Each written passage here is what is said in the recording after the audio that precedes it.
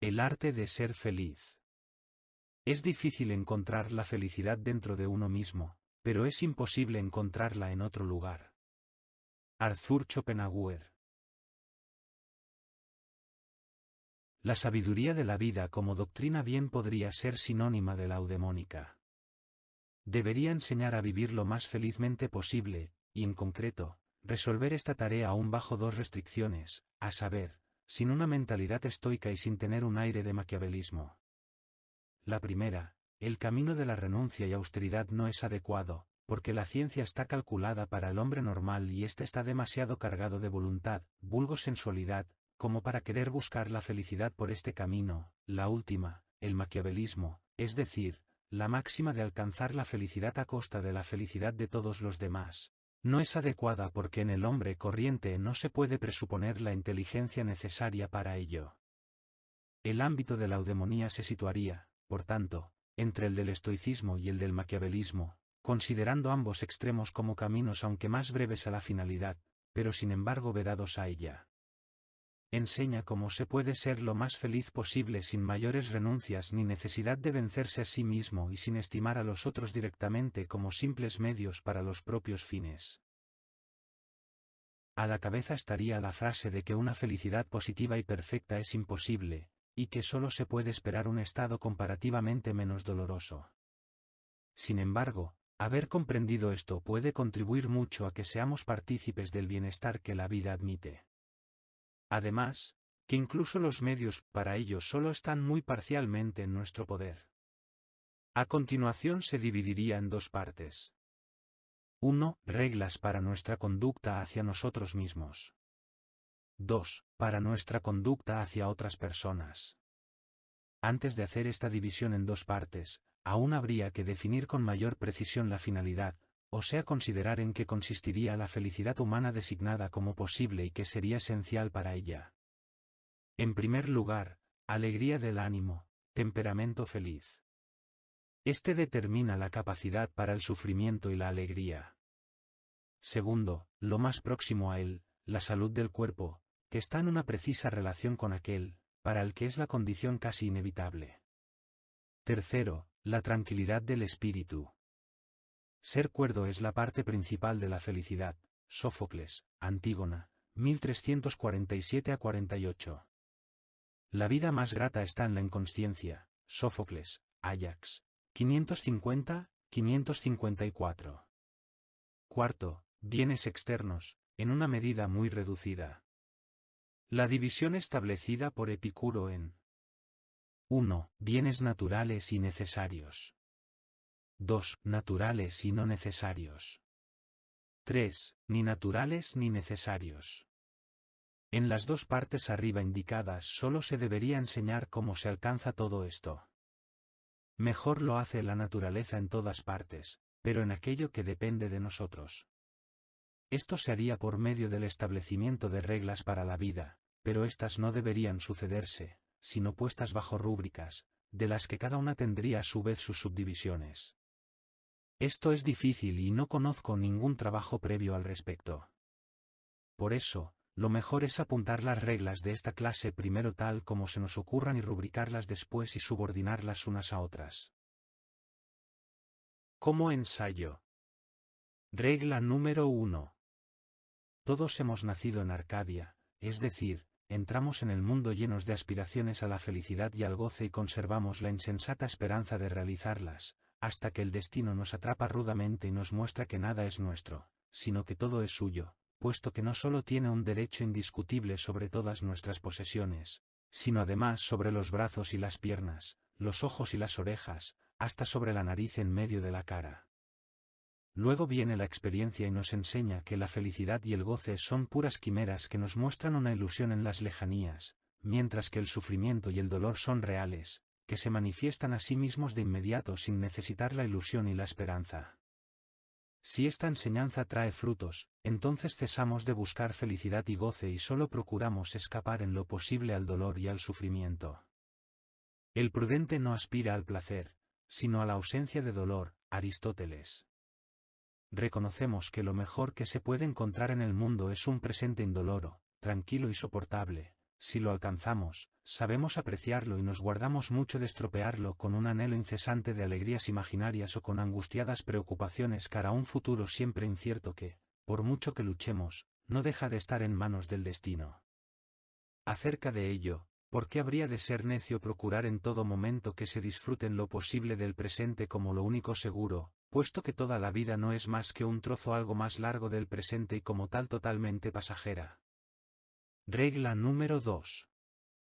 Evitar la envidia. Nunca serás feliz si te atormenta que algún otro es más feliz que tú. Séneca.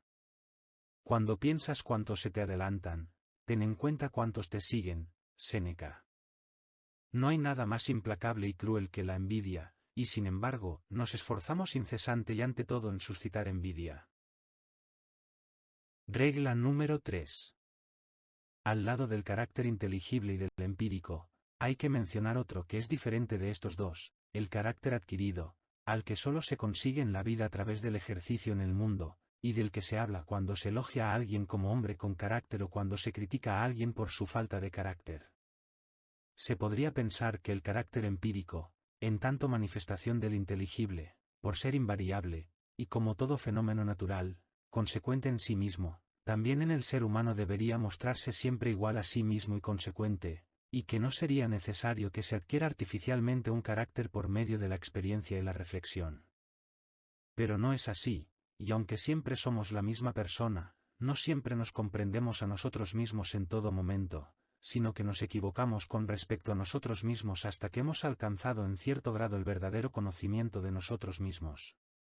Siendo un mero impulso natural, el carácter empírico es en sí mismo irracional, es más, sus manifestaciones encima las perturba la razón, y lo hace tanto más cuanto mayor sea la sensatez y fuerza de pensamiento que posea una persona. Porque éstas siempre le muestran lo que le corresponde al ser humano en general en tanto carácter de toda la especie y lo que son las posibilidades de éste a partir de su volición y sus esfuerzos. Debido a este hecho le resulta más difícil comprender lo que él mismo, conforme a su individualidad, quiere y puede dentro de todo el conjunto de posibilidades.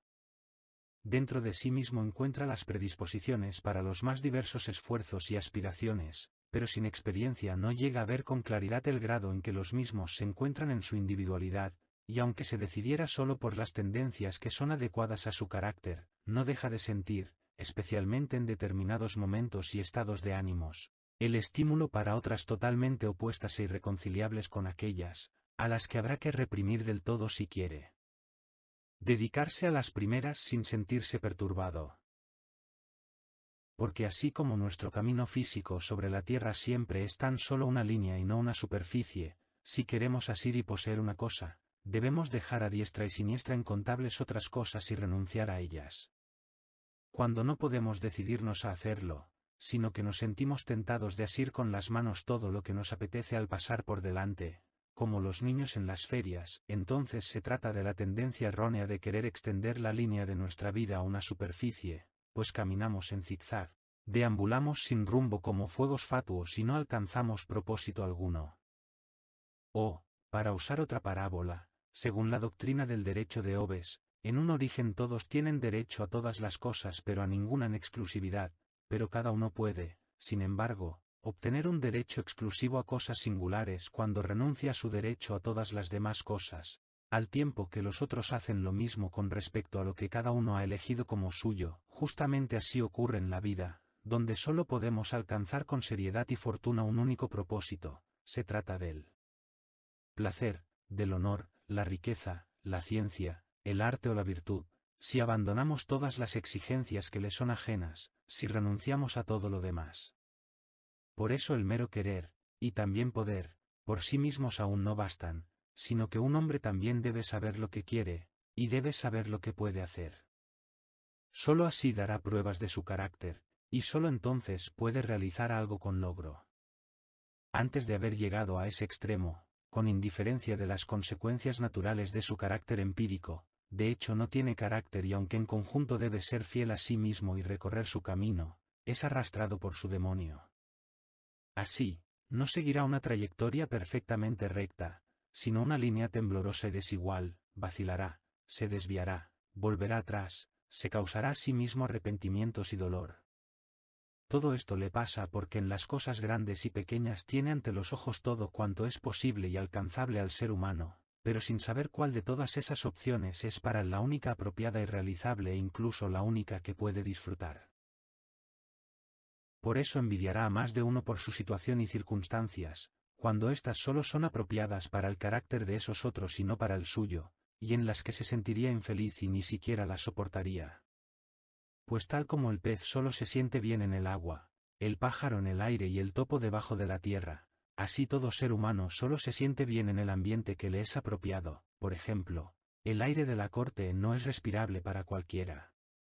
Por carecer de la comprensión suficiente de todo ello, algunos fracasarán en diversos intentos, en ciertos aspectos forzarán su carácter propio sin poder dejar de serle fiel en conjunto, y lo que alcanzan así con muchos esfuerzos contra su naturaleza no les dará placer alguno, lo que aprenden de este modo permanecerá inerte, e incluso desde el punto de vista ético, una acción demasiado noble para su carácter, surgida no de un impulso puro e inmediato, sino a partir de un concepto o dogma. Perderá todo su mérito también a sus propios ojos por el arrepentimiento egoísta que sentirá después. El querer no se puede aprender, Séneca. Solo la experiencia nos enseña cuán inquebrantable es el carácter ajeno, y antes de aprenderlo creemos puerilmente que nuestros argumentos razonables, nuestros ruegos y súplicas, nuestro ejemplo y nuestra generosidad pueden llevar a alguien a abandonar su manera de ser, cambiar su forma de actuar, distanciarse de su modo de pensar o incluso ampliar sus capacidades, y lo mismo nos ocurre con nosotros mismos. Debemos aprender a partir de la experiencia qué es lo que queremos y de qué somos capaces. Anteriormente no lo sabemos, carecemos de carácter y a menudo debemos sufrir duros golpes que, desde fuera, nos fuerzan a volver a nuestro propio camino. Pero cuando finalmente lo hemos aprendido, entonces hemos conseguido lo que la gente llama carácter, es decir, el carácter adquirido. Según lo dicho, no es otra cosa que un conocimiento lo más completo posible de la propia individualidad, es el conocimiento abstracto y por tanto preciso de las propiedades inamovibles del propio carácter empírico y de la medida y la tendencia de las propias capacidades mentales y físicas, o sea, del conjunto de capacidades y deficiencias de la propia individualidad. Esto nos pone en condiciones de desarrollar entonces de manera serena y metódica el papel que desempeña la propia persona. Esta, en sí misma, era invariable y antes la hemos dejado crecer de manera natural sin regla, pero, siguiendo conceptos firmes, podemos llenar las lagunas que el capricho o las flaquezas han causado en ella. Nuestra manera de actuar, de por sí ineludible a causa de nuestra naturaleza individual, ahora la hemos orientado según principios claramente conscientes a los que tenemos siempre presentes, de modo que la desenvolvemos tan pensadamente como si la hubiésemos aprendido, sin dejarnos confundir por la influencia pasajera de un estado de ánimo o la impresión del momento, sin sentirnos inhibidos por la amargura o la dulzura de un hecho singular que encontramos en nuestro camino, sin titubeos, vacilaciones ni gestos inconsecuentes. Ya no actuaremos como principiantes que ponderan, intentan, tantean, para ver lo que realmente quieren o pueden hacer, sino que lo sabemos de una vez por todas, de modo que, en cualquier elección, solo hemos de aplicar proposiciones generales a casos particulares y llegamos pronto a la decisión. Conocemos nuestra voluntad en general y no nos dejamos seducir por estados de ánimo o sugerencias externas a decidir en lo particular lo que en conjunto es contrario a aquella. También conocemos la índole y la dimensión de nuestras capacidades y deficiencias, lo cual nos ahorrará muchos pesares. En efecto, no hay realmente otra manera de disfrutar que no sea el uso y la sensación de las propias fuerzas, y el mayor dolor nos causa la percepción de la carencia de fuerzas donde las necesitaríamos. Una vez que hemos averiguado dónde están nuestras capacidades e insuficiencias, cultivaremos nuestras disposiciones naturales sobresalientes para usarlas y aprovecharlas de todas las maneras posibles, y nos encaminaremos siempre en aquella dirección donde son útiles y válidas, mientras que evitaremos por completo, venciendo nuestros impulsos, a los propósitos para los que por naturaleza tenemos poco talento. Nos cuidaremos de intentar hacer lo que de todos modos no logramos. Solo quien ha conseguido esto será siempre con plena conciencia y del todo el mismo, y nunca se sentirá abandonado por sus fuerzas, puesto que siempre sabe lo que puede exigirse a sí mismo. Así, tendrá a menudo la alegría de experimentar sus capacidades y raras veces el dolor de tener que recordar sus deficiencias, lo cual significa una humillación que causa tal vez el mayor dolor al espíritu. Por eso es mucho más fácil encarar claramente el propio infortunio que la propia torpeza. Cuando estamos totalmente familiarizados con nuestras capacidades y deficiencias, ya no intentaremos mostrar puntos fuertes que no tenemos, no jugaremos con moneda falsa, porque estos engaños finalmente fallarán su meta. Dado que todo el ser humano solo es la manifestación de su voluntad, no puede haber nada más erróneo que, partiendo de la reflexión, pretender ser alguien diferente del que se es, porque esto significa una contradicción directa de la voluntad consigo misma. La imitación de características y peculiaridades ajenas es mucho más vergonzoso que vestir la ropa de otro, porque significa juzgarse a sí mismo como carente de valor. A este respecto, el conocimiento de la propia mentalidad y de todas las clases de capacidades personales y de sus límites variables es el camino más seguro para llegar a estar lo más satisfecho que se pueda de uno mismo. Porque tanto para las circunstancias interiores como para las exteriores es cierto que no hay otro consuelo eficaz que la plena certeza acerca de la necesidad ineludible. Un mal que nos ha afectado no nos atormenta tanto como pensar en las circunstancias que lo podrían haber evitado. Por eso, para tranquilizarnos no hay otro remedio mejor que el de considerar lo sucedido desde el punto de vista de la necesidad, desde el cual todos los accidentes se muestran como obra de un destino imperante, de modo que reconocemos el mal acaecido como inevitablemente producido por el conflicto entre circunstancias interiores y exteriores, o sea como fatalidad. Y, de hecho, solo seguimos lamentándonos mientras esperamos poder impresionar así a los demás, y seguimos enfurecidos mientras hacemos inusitados esfuerzos para mantenernos excitados. Pero tanto niños como adultos saben conformarse tan pronto que comprenden claramente que las cosas no tienen remedio, dominando con fuerza el rencor guardado en el pecho. Homero. Nos parecemos a los elefantes capturados que durante muchos días siguen enfurecidos y agresivos, hasta que ven que es infructuoso y súbitamente ofrecen serenos su nuca al yugo, quedando domados para siempre. Somos como el rey David quien, mientras vivía su hijo, imploraba a Jehová sin cesar y se mostraba desesperado, pero tan pronto como el hijo murió, dejó de pensar en él. A esto se debe que muchas personas soportan con total indiferencia incontables males persistentes, como la deformidad, la pobreza, el nivel social bajo, la fealdad, un lugar de residencia desagradable, a tal punto que ya ni siquiera lo sienten, cual heridas cicatrizadas, simplemente porque saben que nada se escapa a la necesidad interior o exterior que se pueda modificar. Los más felices, en cambio, no comprenden cómo algo así puede soportarse. Nada nos reconcilia más firmemente con la necesidad exterior e interior como su conocimiento preciso.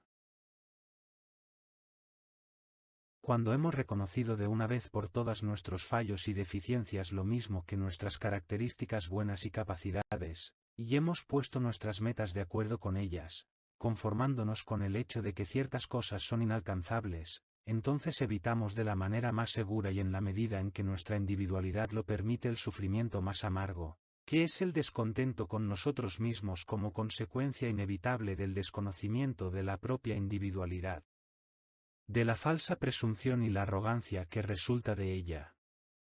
Los capítulos amargos de la recomendación del conocimiento de sí mismo se pueden ilustrar excelentemente con este verso de Ovidio. El mejor libertador de aquel espíritu fue quien rompió las ligaduras que le ataban el pecho y dejó de sufrir de una vez por todas. Aquí terminamos nuestro comentario sobre el carácter adquirido, que es menos importante para la ética propiamente dicha que para la vida en el mundo social, pero cuya consideración se juntaba, sin embargo, como tercer tipo al lado del carácter inteligible y del empírico, sobre los cuales nos tuvimos que extender en una reflexión algo más detallada para precisar cómo la voluntad, en todas sus manifestaciones, está sometida a la necesidad, al tiempo que en sí misma, no obstante, se la puede calificar como libre e incluso omnipotente. Regla número 4. Los bienes que a alguien nunca se le había pasado por la cabeza pretender, no los echa en absoluto de menos, sino que está plenamente contento sin ellos. Otro, en cambio, que posee 100 veces más que aquel, se siente desgraciado porque le falta una cosa que pretende. También a este respecto cada uno tiene su propio horizonte de lo que a él le es posible alcanzar. Hasta donde se extiende, llegan sus pretensiones. Si un objeto cualquiera dentro de este horizonte se le presenta de tal manera que puede confiar en obtenerlo, entonces se siente feliz, en cambio es infeliz si surgen dificultades que le privan de la perspectiva de tenerlo. Lo que se halla fuera del alcance de su vista no ejerce ningún efecto sobre él. Esta es la razón por la cual el pobre no se inquieta por las grandes posesiones de los ricos, y por la que, a su vez, el rico no se consuela con lo mucho que ya posee cuando no se cumplen sus pretensiones. La riqueza es como el agua de mar, cuanto más se beba, más sed se tendrá. Lo mismo vale para la fama. Tras la pérdida de las riquezas o de una situación acomodada, tan pronto como se supera el primer dolor, el estado de ánimo habitual no suele ser muy diferente del anterior, y esto se debe al hecho de que, una vez el destino ha reducido el factor de nuestras posesiones, nosotros mismos reducimos en igual medida el factor de nuestras pretensiones. Esta operación es, ciertamente, lo propiamente doloroso en un caso de infortunio. Una vez terminada, el dolor va disminuyendo hasta que finalmente no se lo siente más, la herida cicatriza. A la inversa, en un caso de buena fortuna sube el compresor de nuestras pretensiones y éstas se expanden, esto constituye la alegría. Pero tampoco dura más tiempo del que hace falta para terminar del todo esta operación. Nos acostumbramos a la dimensión más extensa de nuestras pretensiones y nos volvemos indiferentes hacia las posesiones correspondientes. Esto ya lo indica el pasaje homérico de la Odisea, que termina así. Pues así es el talante de los humanos que habitan la tierra, como la suerte del día que el Padre va mandando a dioses y seres humanos. La fuente de nuestro descontento se encuentra en nuestros intentos siempre renovados de subir el nivel del factor de las pretensiones, mientras la inmovilidad del otro factor lo impide. Regla número 5. Por cierto que la observación sobre lo inevitable del dolor y sobre la sustitución de una cosa por la otra y el introducir lo nuevo expulsando lo anterior podría llevarnos incluso a la hipótesis paradójica, aunque no descabellada, de que en todo individuo la naturaleza determina definitivamente la medida del dolor que es característica para él, una medida que no se podría dejar vacía ni tampoco colmar demasiado, por mucho que cambie la forma del sufrimiento. Según esta idea, el sufrimiento y bienestar no vendrían determinados desde fuera, sino precisamente por esa medida o disposición, que podría experimentar algún aumento o disminución según el estado físico y los distintos momentos, pero que en conjunto permanecería igual, siendo simplemente lo que se llama el temperamento de cada uno, mejor dicho, el grado en que su mente sería más liviana o más grave, como lo expresa Platón en el primer libro de la República. Lo que apoya esta hipótesis no solo es la conocida experiencia de que grandes sufrimientos hacen totalmente imperceptibles a los pequeños, y a la inversa, que en ausencia de grandes sufrimientos incluso las más pequeñas molestias nos atormentan y ponen de mal humor, sino además el hecho de que la experiencia nos enseña que una gran desgracia, que nos hace estremecernos solo de pensarla, cuando realmente ocurre, tan pronto como hemos superado el primer dolor, en conjunto no altera mucho nuestro estado de ánimo. Y también a la inversa, después de producirse un hecho feliz y largamente esperado no nos sentimos, en conjunto, mucho más a gusto y cómodos que antes. Solo el instante en que se produce dicho cambio nos conmueve de manera inusitadamente fuerte, sea en forma de un profundo lamento o en la de una exclamación de júbilo. Mas, ambos desaparecen pronto porque se basan en un engaño. No surgen a partir del dolor o del placer inmediatos y actuales, sino debido al anuncio de un futuro nuevo que se anticipa en ellos. Solo por el hecho de que el dolor o la alegría hacen un préstamo al futuro es posible que sean tan inusualmente grandes y, por tanto, no duraderos. A favor de la hipótesis según la cual tanto en la cognición como en los sentimientos de sufrimiento o bienestar una gran parte estaría determinada subjetivamente y a priori, se pueden alegar todavía como prueba las observaciones de que, al parecer, el ánimo alegre o triste de las personas no está determinado por circunstancias externas, como riqueza o clase social, Porque entre los pobres encontramos al menos el mismo número de caras contentas que entre los ricos. Por añadidura, los motivos que llevan al suicidio son muy diversos, de manera que no podemos indicar una desgracia lo bastante grande para que induzca con gran probabilidad a cualquier carácter al suicidio, y hay pocos males pequeños que, por insignificantes que parezcan, no hayan provocado también suicidios. Aunque el grado de nuestra alegría o tristeza no es siempre el mismo, según esta concepción no lo atribuiremos al cambio de circunstancias externas, sino al estado interior, al estado físico.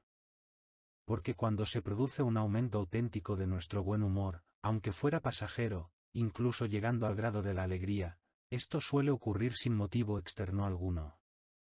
Es cierto que a menudo entendemos nuestro dolor como consecuencia de un determinado acontecimiento externo y aparentemente solo es este el que nos pesa y entristece, de modo que creemos que al desaparecer esta causa, deberíamos sentir la mayor satisfacción. Sin embargo, esto es un engaño.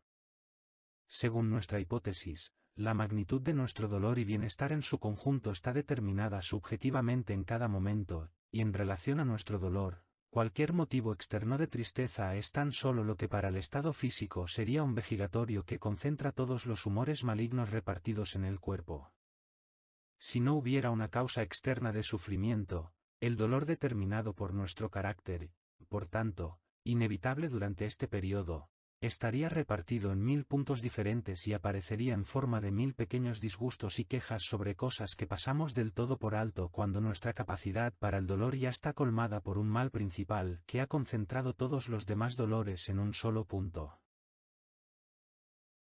Este hecho lo corrobora también la observación de que tras el alivio por un final feliz de una gran preocupación que nos oprimía, pronto aparece otra en su lugar, cuya materia ya estaba presente, pero no podía llegar como tal preocupación a la conciencia, porque a ésta no le sobraba capacidad para ello, de modo que dicha materia de preocupación permanecía desapercibida tan solo como una figura oscura y nebulosa en el último extremo del horizonte. En cambio, en el momento de disponer nuevamente de espacio, esta materia ya configurada se acerca y ocupa el trono de la preocupación dominante del día. Aunque según su materia pueda ser mucho más ligera que la materia de la preocupación desaparecida, es capaz de inflarse de tal manera que aparentemente se iguala en magnitud al anterior, llenando así por completo el trono de la preocupación principal del día. La alegría desmesurada y el dolor intenso siempre se dan en la misma persona, porque ambos se condicionan mutuamente y también están condicionados por una gran vivacidad del espíritu. Como acabamos de ver, no son producto de la pura actualidad, sino de la anticipación del futuro.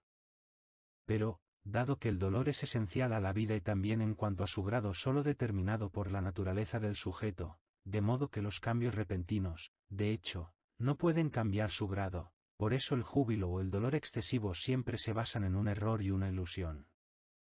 En consecuencia, ambas tensiones excesivas del estado de ánimo se podrían evitar por medio de la sensatez. Todo júbilo desmesurado se basa siempre en la ilusión de haber encontrado algo en la vida que de hecho no se puede hallar en ella, a saber, una satisfacción permanente de los deseos o preocupaciones que nos atormentan y que renacen constantemente.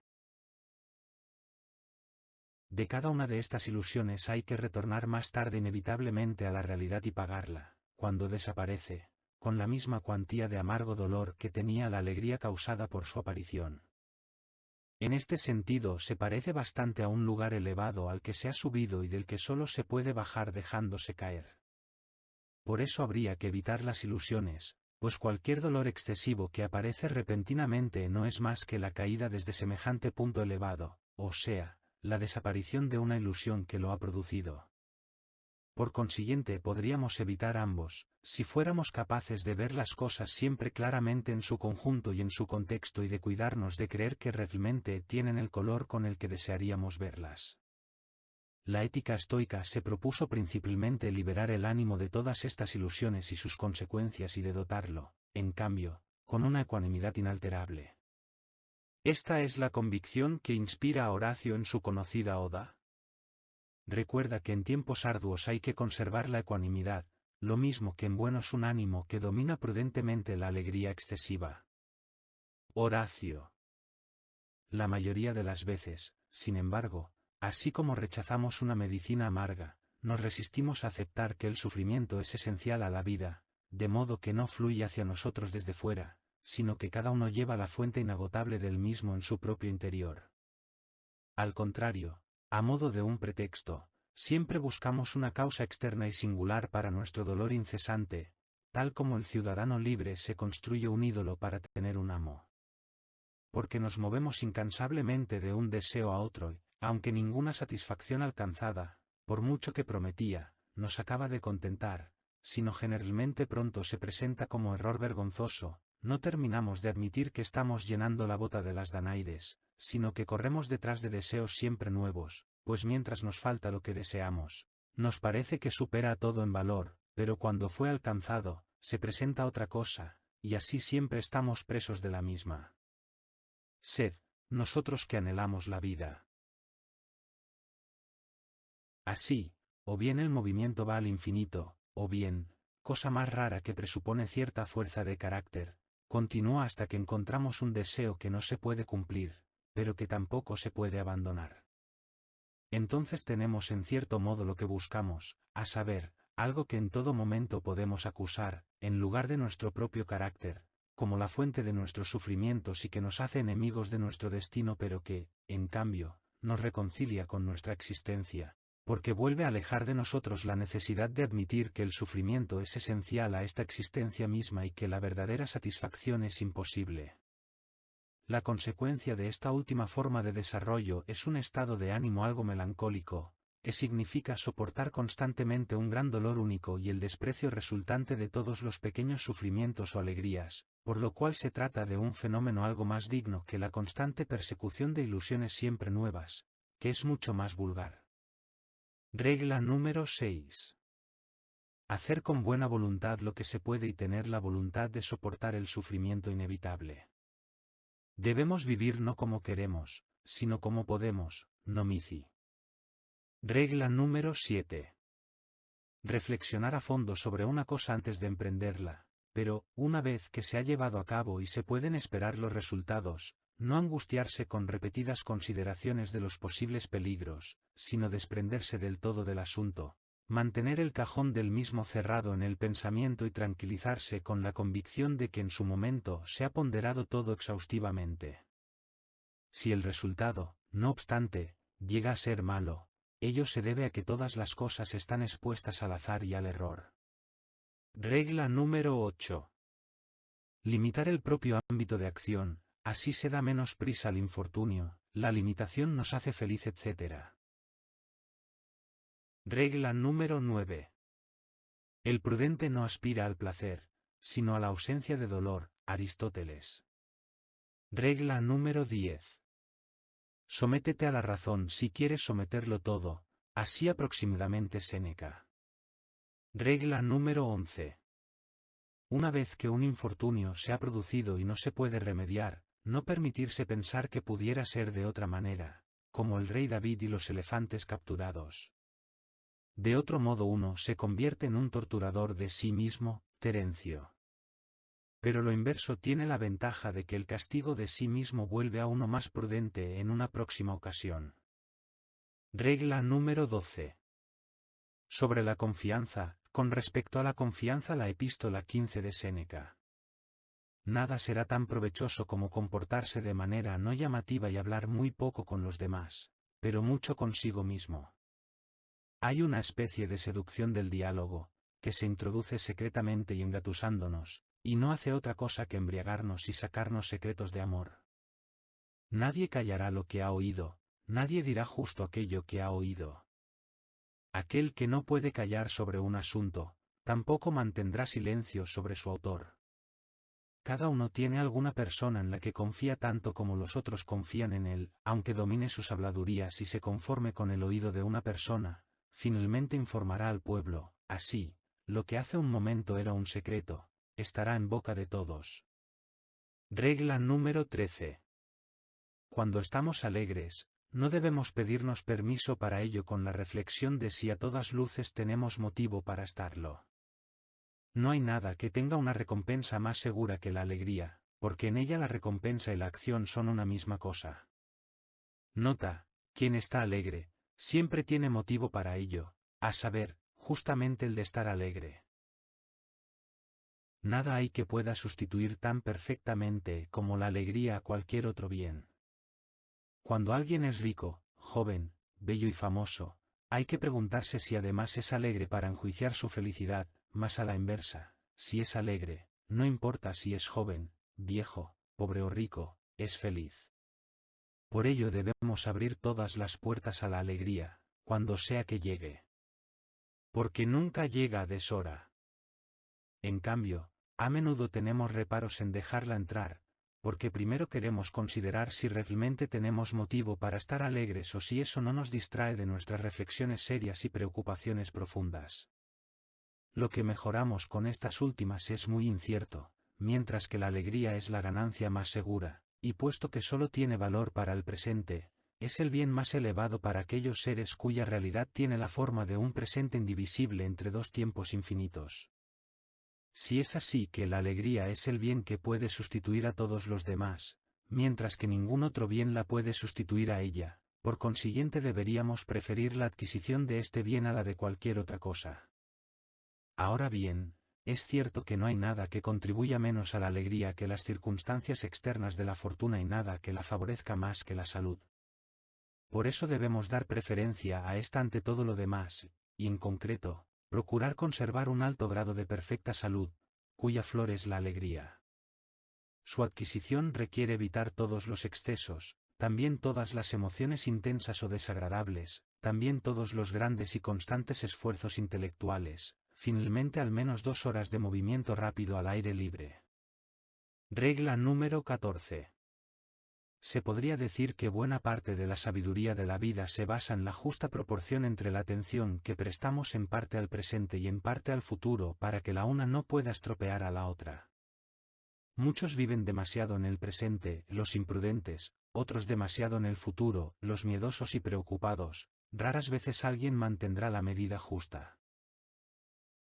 Quienes solo viven en el futuro con sus ambiciones, que siempre miran hacia adelante y corren impacientes al encuentro de las cosas venideras como si solo éstas pudieran traer la verdadera felicidad, y dejan que, mientras tanto, el presente pase de largo sin disfrutarlo ni prestarle atención, estas personas se parecen al asno italiano de Tisbein, con su fajo de heno atado con una cuerda delante de él para acelerar su paso.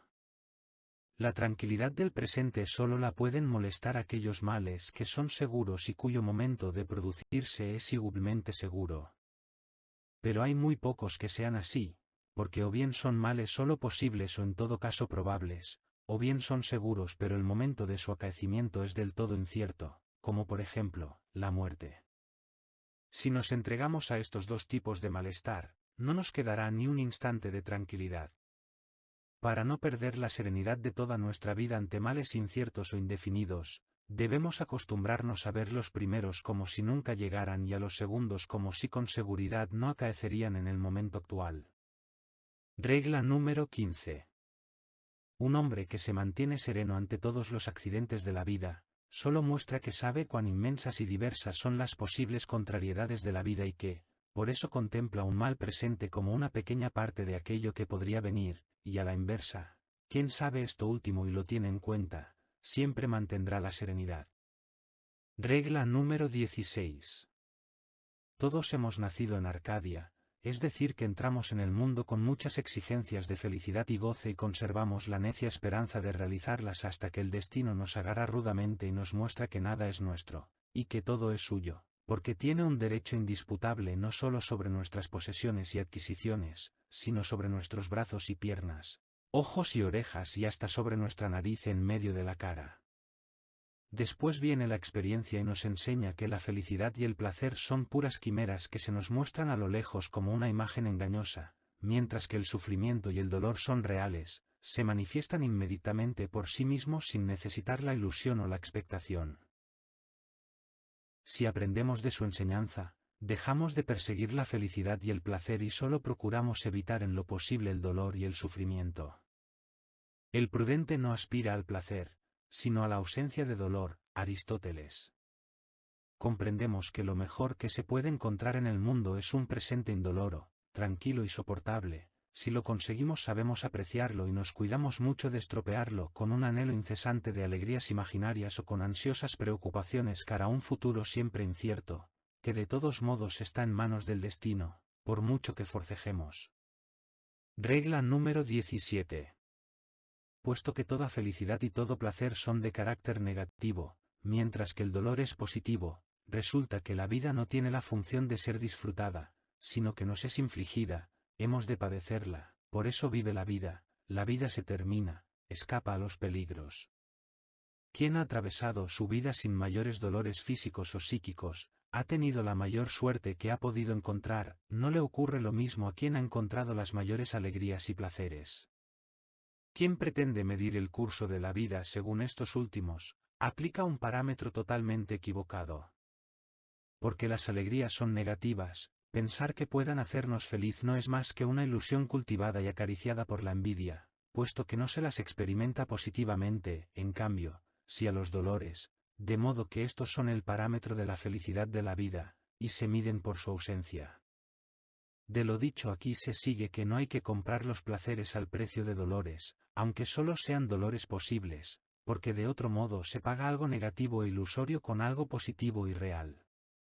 A la inversa, en cambio, es una ganancia cuando se sacrifican placeres para pagar así el estar libre de dolores, la razón es la misma. En ambos casos es indiferente si los dolores preceden o siguen a los placeres. El prudente no aspira al placer, sino a la ausencia de dolor, Aristóteles. Una de las quimeras más grandes que inhalamos en la infancia y de la que solo nos libramos más tarde es justamente la idea de que el valor empírico de la vida consista en sus placeres, que existan alegrías y posesiones que puedan hacernos positivamente felices, por eso se persigue su obtención hasta que, demasiado tarde, llega el desengaño, hasta que la caza de felicidad y placer, que en realidad no existen, nos hace encontrar lo que realmente hay. Dolor, sufrimiento, enfermedad, preocupaciones y mil otras cosas, en cambio, si reconociéramos temprano que los bienes positivos son una quimera, mientras que los dolores son muy reales, solo estaríamos atentos a evitar estos últimos cuando los vemos a lo lejos. Según Aristóteles, el prudente no aspira al placer, sino a la ausencia de dolor. ¿No hay que tocar rosas porque las espinas pueden pincharnos? Aquí parece encontrarse incluso la verdadera idea fundamental del cinismo. Lo que motivó a los cínicos a rechazar todos los placeres acaso no era precisamente el pensar en los dolores como vinculados de manera más directa o indirecta con los primeros, donde les parecía mucho más importante evitar los dolores que obtener placeres.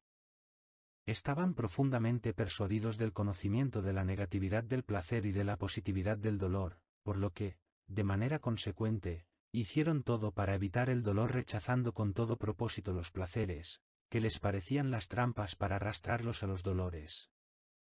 Y aquí puede añadirse, la vida de los seres humanos tiene dos lados principales, uno subjetivo, interior y otro objetivo, exterior. El lado subjetivo interior afecta el bienestar y el malestar, la alegría y el dolor, a lo que debemos atenernos respecto a ello lo acabamos de decir. El menor grado y cantidad posible de sufrimientos es lo mayor que se puede conseguir así, es el lado pasivo. El lado objetivo, exterior es la imagen que representa nuestra manera de vivir, el modo en que desempeñamos nuestro papel, el vivir bella o malamente.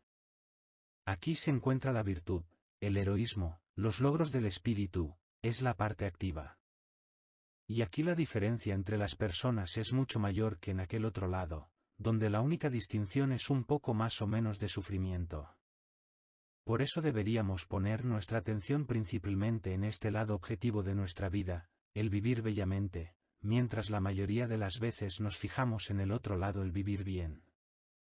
Puesto que nuestros actos se encuentran en este lado objetivo, el que se muestra externamente, los griegos llamaron la virtud y lo que pertenece a ella el bien de la vida, lo que es bello de ver. Y dado que solo en este lado hay grandes diferencias entre una persona y otra, incluso aquella que aquí se sitúa en el primer lugar, en aquel primer lado, no obstante, se parece bastante a las demás, también para ella la felicidad positiva no existe, sino solo el sufrimiento positivo, como para todos los demás. Una corona de laurel, donde la veas, es una señal. Cita libre del verso, la corona de laurel, donde se te aparece, es una señal de sufrimiento más que de felicidad. Goethe. Regla número 18. En todas las cosas que afectan nuestro bienestar y malestar, nuestras esperanzas y temores, hay que poner riendas a la fantasía. Si nos pintamos en la fantasía posibles sucesos felices y sus consecuencias, solo nos hacemos la realidad aún más insoportable, construimos castillos en el aire y después los pagamos caros con la decepción. Pero el pintarse posibles infortunios puede tener consecuencias aún peores, puede convertir a la fantasía, como dice Gracián, en nuestro verdugo casero. Si tomáramos para las fantasías negras un tema muy lejano y lo escogiéramos libremente, no podría ser dañino, porque al despertar de nuestro sueño sabríamos enseguida que todo era invención y ésta contendría una advertencia contra infortunios lejanos pero posibles. Sin embargo, por provechoso que podría ser, de estas no suele ocuparse nuestra fantasía, solo construye ociosamente castillos alegres en el aire. En cambio, cuando alguna desventura ya nos amenaza realmente, a menudo la fantasía se dedica a recrearla pintándola siempre más grande, acercándola más y haciéndola más terrible de lo que es. No podemos deshacernos de un sueño de esta clase al despertarnos, como lo haríamos con uno alegre. A este lo desdice de inmediato la realidad, y lo que aún pudiera contener de aspectos posibles lo dejamos en manos del destino. No pasa lo mismo al despertar de fantasías oscuras, nos falta el parámetro del grado de la probabilidad de la cosa, la hemos acercado y puesto ante nosotros, su posibilidad, en general, es segura, se convierte para nosotros en algo verosímil y sufrimos mucha angustia. Las cosas que afectan nuestro bienestar y malestar solo las tenemos que tratar con la capacidad de juicio, que opera con conceptos en abstracto, con la reflexión sobria y fría, no debemos dejar que la fantasía se acerque a ellas, porque no es capaz de juzgar, solo nos muestra una imagen y ésta emociona el ánimo inútilmente y a menudo de manera penosa. Por tanto, poner riendas a la fantasía. Regla número 19. No hay que entregarse a grandes júbilos ni a grandes lamentos ante ningún suceso, porque la variabilidad de todas las cosas puede modificarlo por completo en cualquier momento. En cambio, disfrutar en todo momento el presente lo más alegremente posible, esta es la sabiduría de la vida. Pero la mayoría de las veces hacemos lo contrario, los planes y las preocupaciones cara al futuro, o también la nostalgia del pasado nos ocupan tan plena y constantemente que casi siempre menospreciamos y descuidamos el presente. Y, sin embargo, solo este es seguro, mientras que el futuro y también el pasado casi siempre son diferentes de como los pensamos. Engañándonos de esta manera, nos privamos de toda la vida. Aunque para la eudemonía esto es bastante adecuado, de una filosofía más seria resulta, en cambio, que si bien la búsqueda del pasado siempre es inútil, la preocupación por el futuro lo es a menudo y por eso solo el presente es el escenario de nuestra felicidad. Lo cierto es, sin embargo, que este presente se convierte en pasado a cada momento y entonces resulta tan indiferente como si nunca hubiese existido, donde queda, pues, un espacio para nuestra felicidad. Regla número 20. Mostrar ira u odio en palabras o en la expresión de la cara es inútil, peligroso, imprudente, ridículo y vulgar. Por eso no se debe mostrar la ira o el odio de ninguna otra manera que en los actos. Esto último se hará tanto más perfectamente cuanto más completamente se habrá evitado lo primero. Regla número 21. Puesto que los asuntos de la vida que nos conciernen aparecen y se entrelazan de una manera totalmente inconexa, fragmentaria, sin relación entre ellos y están en un contraste extremo sin tener nada más en común que el hecho de ser nuestros asuntos, debemos organizar nuestra manera de pensarlos y de preocuparnos por ellos igualmente de forma fragmentaria para que ésta les corresponda, es decir, debemos poder abstraer, debemos pensar, arreglar, disfrutar, sufrir cada cosa en su momento, sin preocuparnos de todo lo demás, tener, por así decirlo, cajones para nuestros pensamientos, donde abrimos uno y cerramos todos los demás.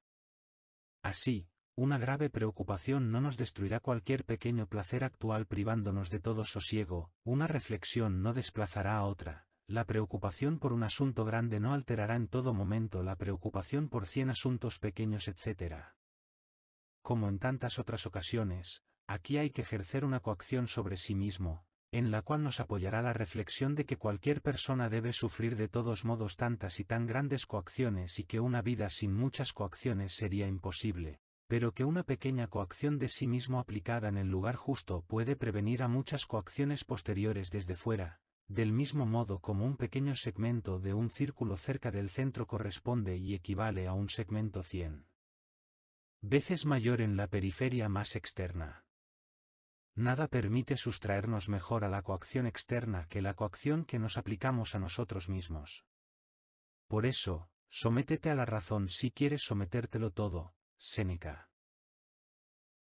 Además, siempre mantenemos el poder sobre nuestra autocoacción, y en un caso extremo cuando afecta el punto más sensible de nuestra naturaleza, podemos aflojarla. En cambio la coacción externa es desconsiderada, intolerante y despiadada, por eso está bien prevenir esta por medio de aquella. Regla número 22.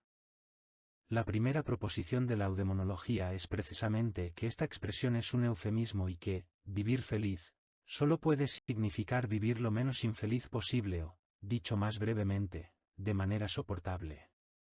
Se podría defender muy bien la afirmación de que el fundamento de la verdadera sabiduría de la vida en la frase de Aristóteles consiste únicamente en evitar en lo posible los incontables males de la vida sin interesarse en absoluto por sus placeres y cosas agradables. De otro modo sería falsa la frase de Voltaire, la felicidad es solo un sueño, y el dolor es real, pero, de hecho, es verdadera. Gran parte de la desgracia se debe a la ignorancia acerca de ello, a la que favorece el optimismo.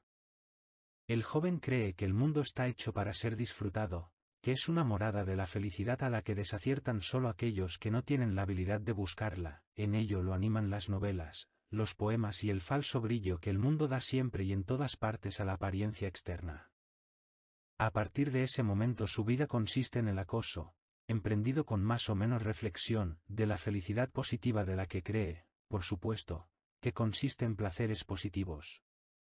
Debe asumir el peligro de la desgracia a la que se expone, ya que su vida está orientada hacia la consecución de la felicidad positiva y el placer. La caza de un venado que no existe lo lleva normalmente a la muy real y positiva desgracia. El camino de la sabiduría de la vida, en cambio, consiste en partir de la convicción de que toda felicidad y placer solo son de carácter negativo, mientras que el dolor y la carencia son de índole real y positiva. A partir de ahí lo que orienta todo el plan de vida es el propósito de evitar el dolor y de mantenerse alejado de la carencia, y a este respecto se puede lograr algo, pero con cierta seguridad solo cuando no se altera el plan con la aspiración a la quimera de la felicidad positiva. Una confirmación de esto es el principio básico de Midler en las afinidades selectivas. El necio corre detrás de los placeres de la vida y se ve engañado, porque los males que quería evitar son muy reales, y si ha dado un rodeo demasiado grande para evitarlos abandonando algunos placeres innecesariamente, no ha perdido nada, porque todos los placeres son quimeras. Sería indigno y ridículo lamentarse de placeres perdidos. Regla número 23.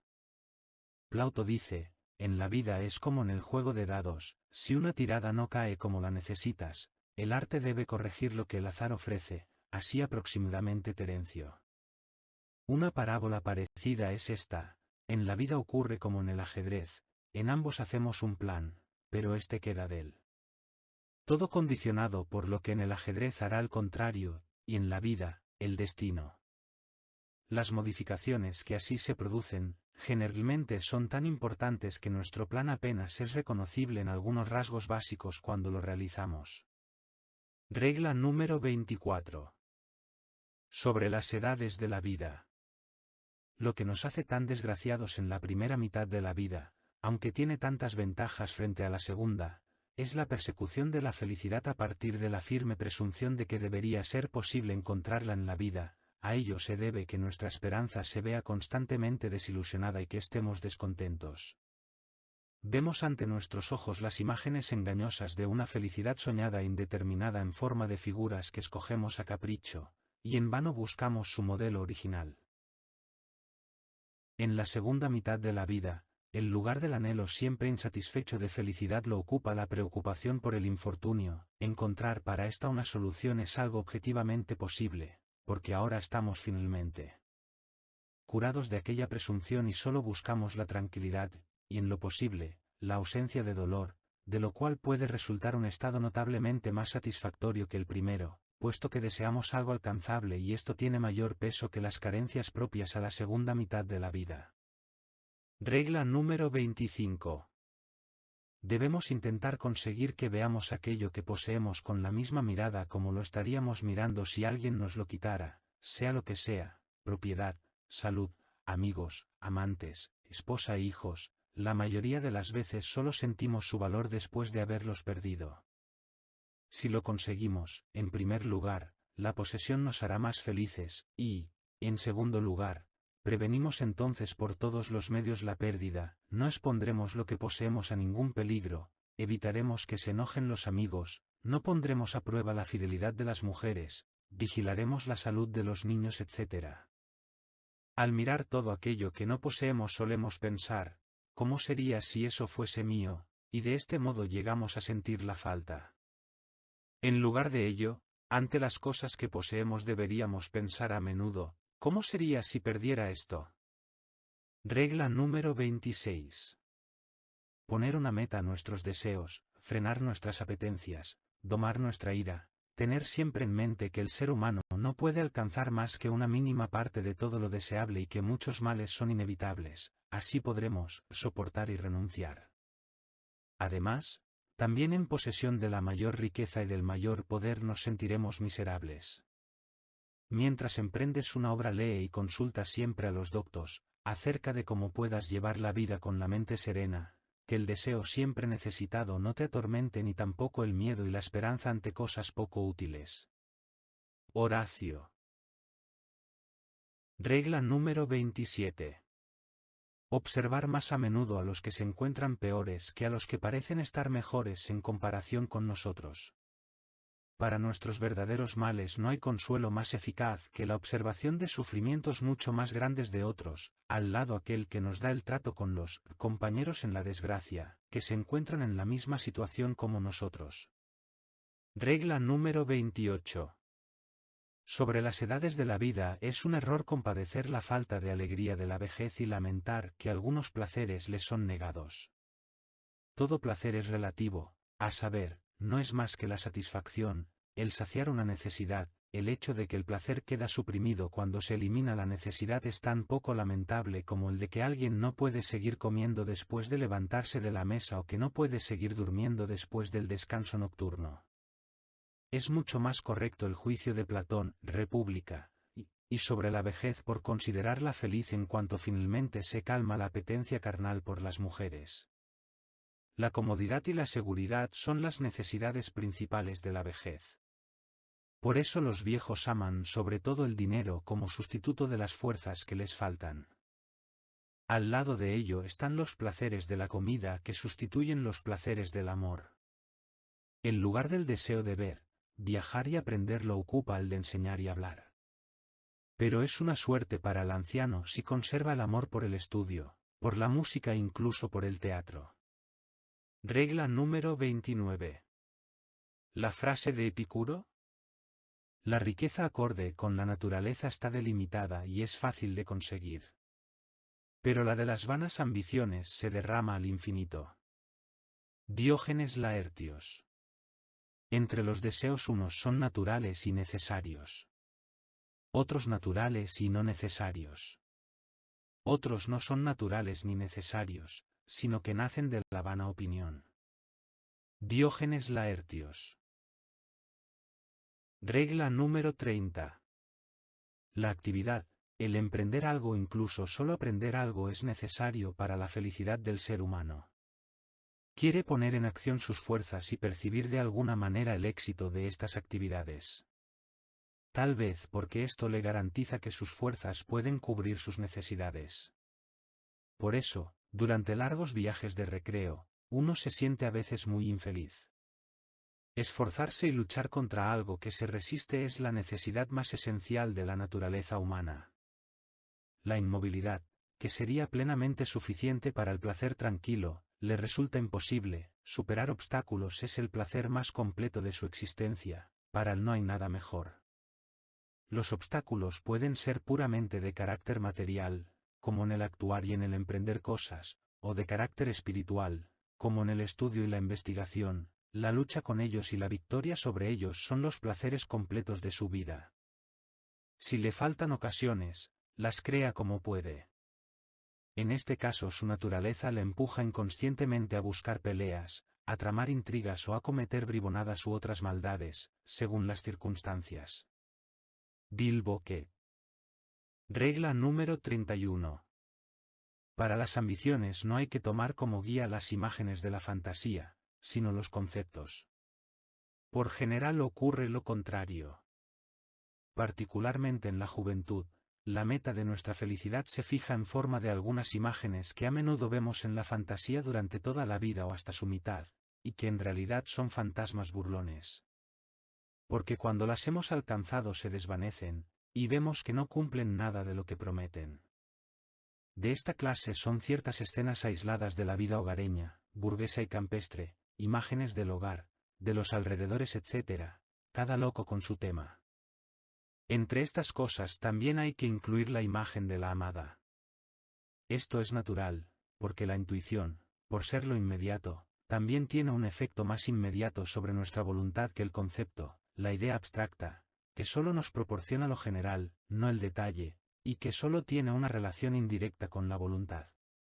Pero el concepto, por el contrario, cumple su palabra. Siempre debe guiarnos y determinarnos.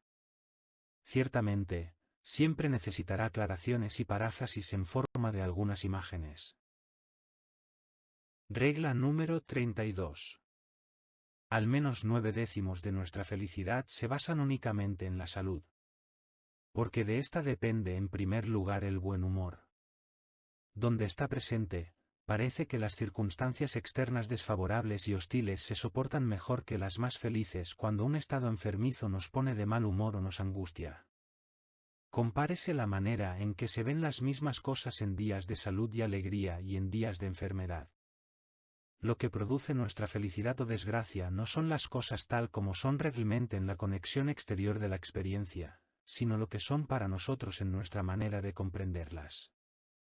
En segundo lugar, la salud y la alegría que la acompaña pueden sustituir a todo lo demás, pero nada las sustituye a ellas. Finalmente, sin ellas es imposible disfrutar de cualquier fortuna externa, de modo que para un enfermo que la posee, es inexistente. Con salud todo puede ser una fuente de placer. Por eso un mendigo sano es más feliz que un rey enfermo.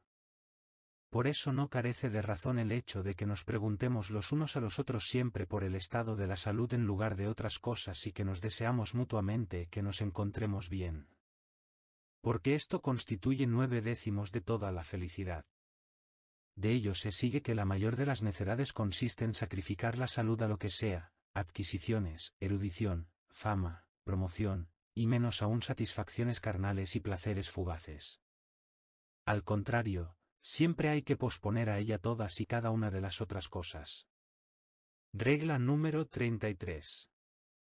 Debemos llegar a dominar la impresión de lo intuitivo y presente, que es desproporcionadamente fuerte frente a lo puramente pensado y sabido, no por su materia y contenido, que a menudo son muy insignificantes, sino por su forma, por prestarse a la intuición, por su inmediatez, con las que la impresión importuna el ánimo y altera su tranquilidad o incluso hace vacilarlo en sus propósitos. Algo agradable a lo que hemos renunciado después de reflexionar, nos excita al verlo, un juicio nos hiere aunque conocemos su incompetencia, una ofensa nos enfurece aunque somos conscientes de su bajeza, la falsa apariencia de la presencia real de un peligro pesa más que 10 buenas razones contra su existencia etc. Las mujeres sucumben casi siempre ante esta impresión y entre los hombres hay pocos que puedan valerse del contrapeso suficiente de la razón para no sufrir los efectos de impresiones. Cuando no podemos dominarlas del todo con el recurso a pensamientos puros, entonces lo mejor es neutralizar una impresión por medio de otra contraria, por ejemplo, la impresión de una ofensa, por medio de encuentros con aquellos que nos tienen en alta estima, la impresión de un peligro que amenaza, por medio de la observación real de lo que actúa en contra de él.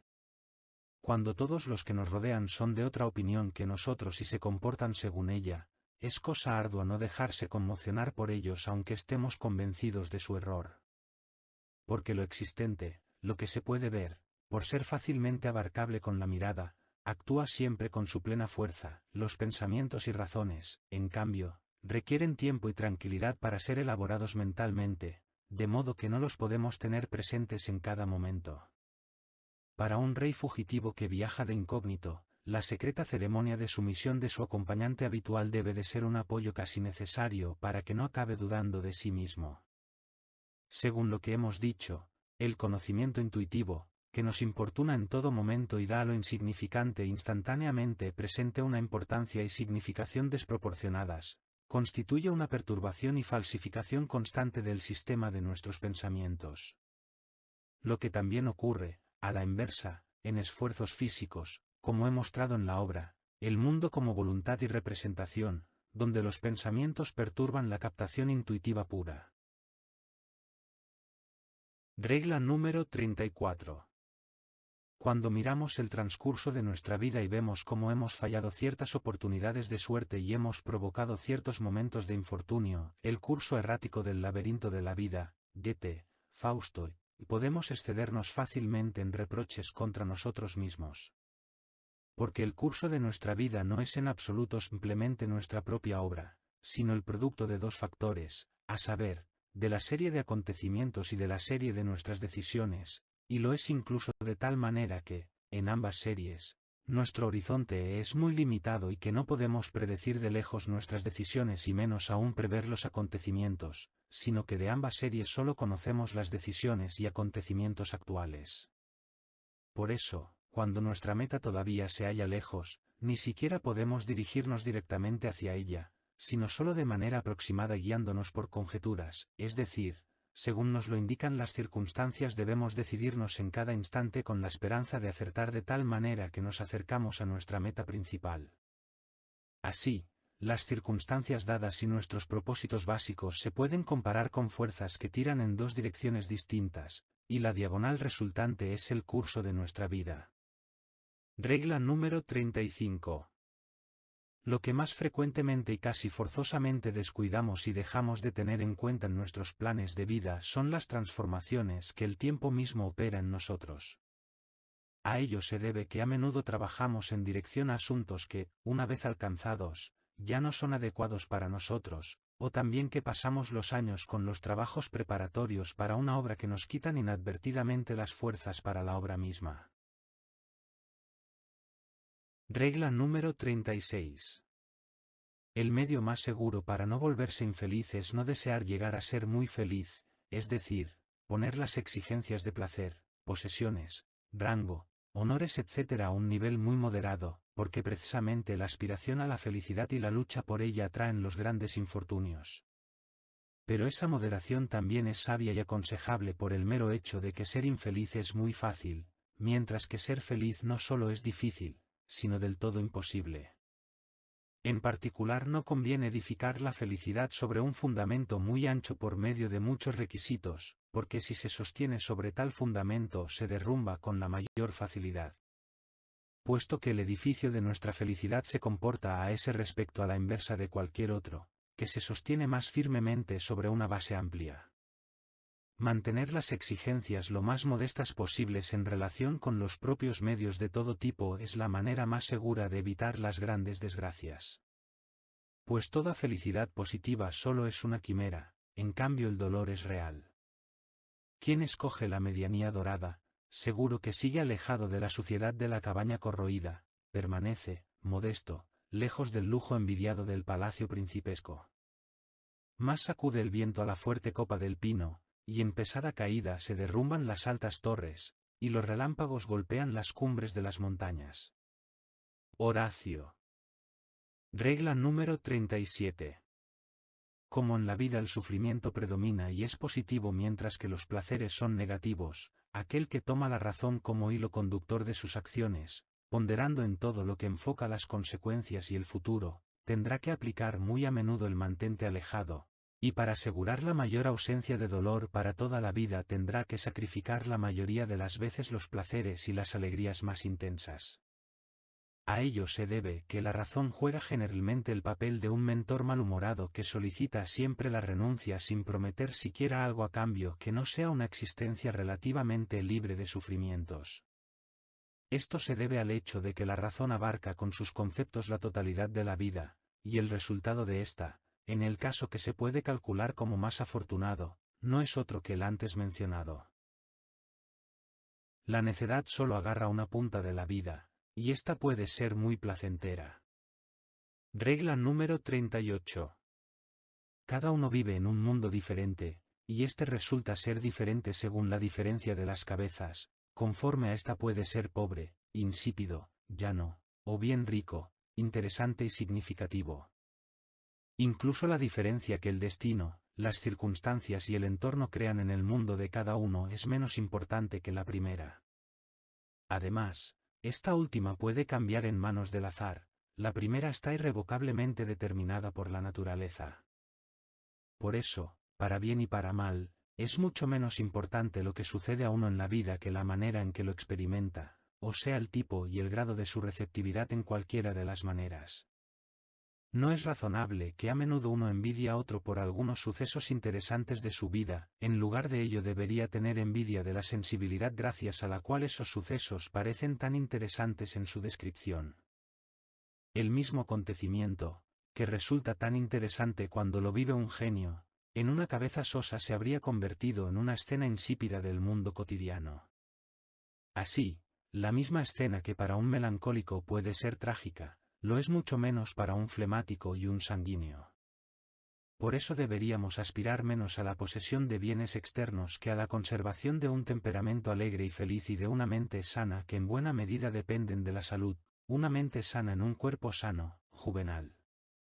Al principio de la eudemonía he dicho que lo que tenemos y lo que representamos son aspectos muy secundarios frente a lo que somos. Únicamente el estado de la conciencia es lo duradero y lo que tiene un efecto constante, todo lo demás solo tiene una influencia pasajera. El predominio del intelecto sobre la voluntad, puesto que ésta siempre causa mucho sufrimiento y poca alegría verdadera, el gran vigor y capacidad del intelecto que expulsa el aburrimiento y hace al ser humano interiormente rico, que logra infinitamente más que todas las distracciones que la riqueza puede comprar, además, un ánimo contento y razonable. Estas son las cosas que importan mucho. Con respecto a la felicidad de nuestra existencia, el estado, la condición de la conciencia, es absolutamente lo principal. Porque sólo la conciencia es lo inmediato, mientras que todo lo demás es mediato por y dentro de éste. Puesto que nuestra vida no es inconsciente como la de las plantas, sino consciente y tiene como base y condición una conciencia, es evidente que la condición y el grado de plenitud de esta conciencia es lo más esencial para una vida agradable o desagradable. Regla número 39. Ya he dicho, tratado sobre la libertad, que, debido al poder secreto que preside incluso los sucesos más azarosos de nuestra vida, deberíamos acostumbrarnos a considerar todo acontecimiento como necesario, un fatalismo que resulta bastante tranquilizador y que, en el fondo, es correcto. Sin embargo, de la pura ley causal se sigue que verdaderamente posible ha sido sólo aquello, como dice correctamente Diodoro Megarico, en mi obra, El mundo como voluntad y representación, que ha llegado a ser real o que aún está por llegar a ser real.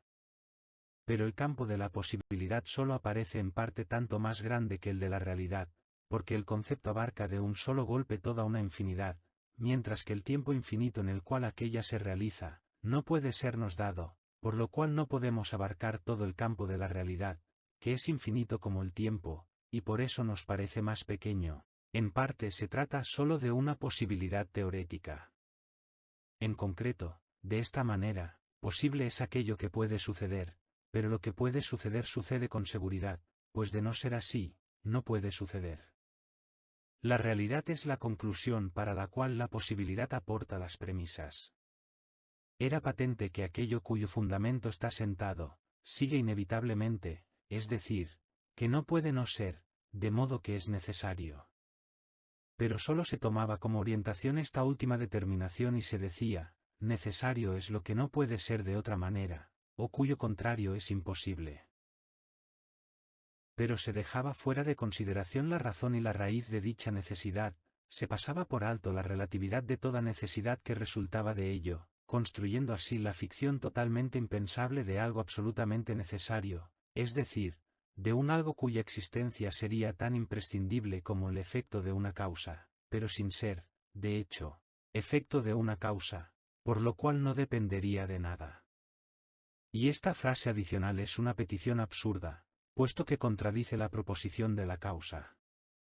Partiendo de esta ficción y diametralmente en contra de la verdad, se declaraba como lo contingente precisamente todo aquello que estaba sentado por una causa, por considerar la relatividad de su necesidad, a la que se comparaba con aquella necesidad absoluta, totalmente absurda y contradictoria en su concepto.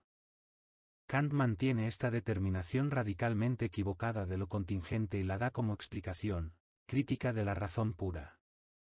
Incluso entra en la contradicción más patente consigo mismo cuando dice, todo lo contingente tiene una causa, y añade, contingente es aquello cuyo no es posible. Mas el no ser de lo que tiene una causa es absolutamente imposible, por lo cual es necesario. Por cierto, el origen de toda esta explicación errónea de lo necesario y lo contingente ya lo podemos encontrar en Aristóteles, donde se define lo necesario como aquello cuyo no ser es imposible. Frente a él está aquello cuyo ser es imposible, y entre ambos se halla lo que puede ser y no ser, es decir lo que deviene y perece, y esto sería lo contingente. Según lo que decía antes, está claro que esta explicación, como muchas otras de Aristóteles, se debe al hecho de quedar separado en los conceptos abstractos sin remontarse a lo concreto e intuitivo, que es la fuente de todos los conceptos abstractos y desde la cual estos deben controlarse constantemente. Algo cuyo no ser es imposible, es algo que puede pensarse en el mejor de los casos sin abstracto, pero si nos vamos a lo concreto, real, intuitivo, resulta que no encontramos nada que pueda confirmar esta idea, ni siquiera como algo posible excepto dicha consecuencia de un fundamento dado, pero cuya necesidad es relativa y condicionada. Aprovecho la ocasión para añadir algunas observaciones sobre los conceptos de la modalidad. Puesto que toda necesidad se basa en la proposición del fundamento, y por eso mismo, es relativa, resulta que, originariamente y en su último significado, todos los juicios apodícticos son hipotéticos. Solo se convierten en categóricos con la añadidura de una menor asertoria, o sea, en la proposición conclusiva. Si esta menor queda aún sin determinar y si se expresa esta indeterminación, nos encontramos con un juicio problemático.